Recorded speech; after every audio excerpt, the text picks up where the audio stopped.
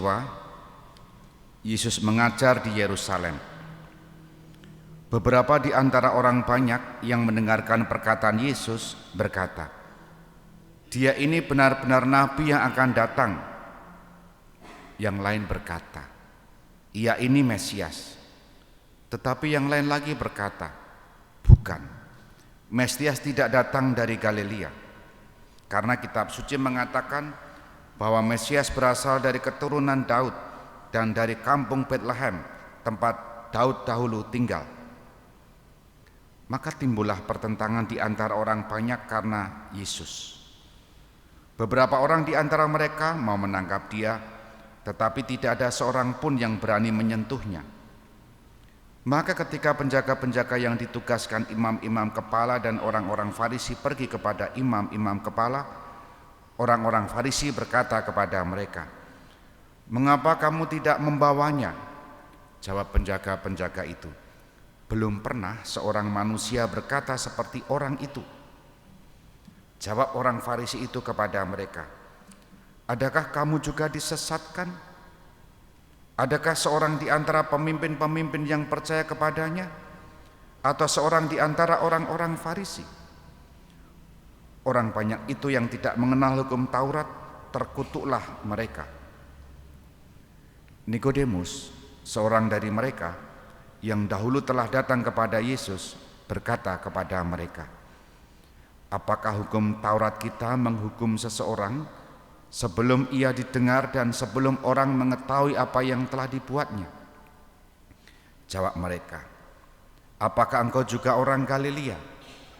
Selidikilah kitab suci dan engkau akan tahu bahwa tidak ada nabi yang datang dari Galilea."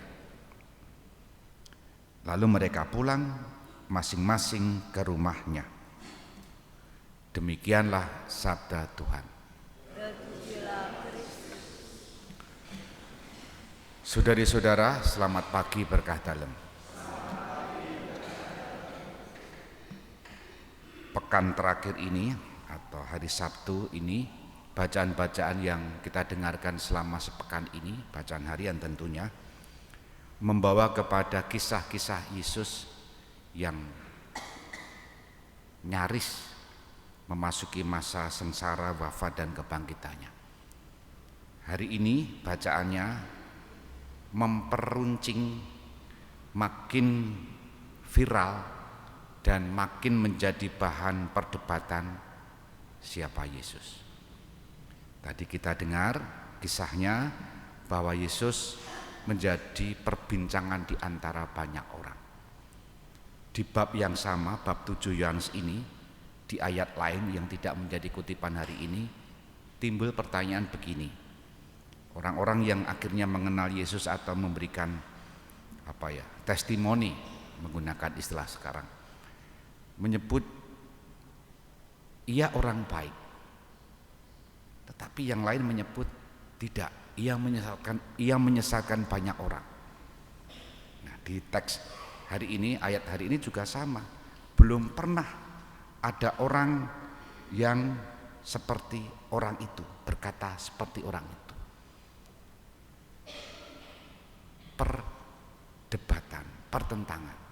Dan tadi disebut juga mereka pulang ke rumah masing-masing, artinya perdebatan tidak selesai, masih menyisakan persoalan. Tetapi intinya adalah hidup Yesus sekarang menjadi perbincangan, menjadi viral, dan tidak ada kata sepakat siapa yang dipahami. Meskipun tadi orang ahli-ahli Taurat juga mengutip kitab suci, dasarnya, referensinya, tidak ada nabi yang datang dari tempat kita. Nah, apa poinnya? Hidup Yesus menjadi perbincangan, tidak hanya dulu, sekarang dan selama-lamanya juga akan menjadi perbincangan siapa Yesus. Bahkan sampai pada pertanyaan, apakah Yesus Tuhan? Bisa jadi ya, pertanyaan orang lain. Tapi menariknya adalah setiap orang harus punya sikap, percaya atau tidak. Kesengsaraan Yesus, penderitaan Yesus menjadi bagian yang sudah dinubuatkan. Itulah yang diwartakan dalam bacaan pertama kitab Yeremia, menggambarkan seorang yang memang ditolak oleh orang, memang mau dibunuh oleh orang-orang, bukan karena perbuatan baiknya, tetapi karena kecemburuan, keiri hatian, dan ketidaksukaan. Dan hal yang seperti itu sekarang pun masih terjadi. Kalau orang tidak suka, dengan cara apapun bisa ditumbangkan, bahkan dibunuh. Maka saudari-saudara, hari ini kita juga diajak untuk mengambil sikap. Apapun perdebatan, apapun perbincangan, apapun diskusi yang kadangkala pulang ke rumah masing-masing tidak mempunyai konklusi atau kesimpulan yang pasti, iman tidak membutuhkan jawaban yang masuk akal.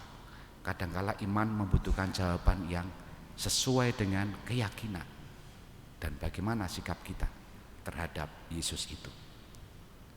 Moga-moga bacaan ini membawa kita pada permenungan bahwa Yesus, meskipun ada banyak perbincangan, perdebatan, kita diminta untuk mengambil sikap, percaya kepadanya atau tidak. Kita hening sejenak.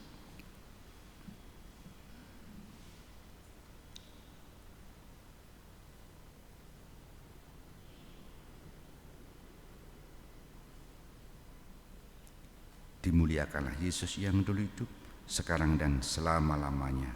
Amin.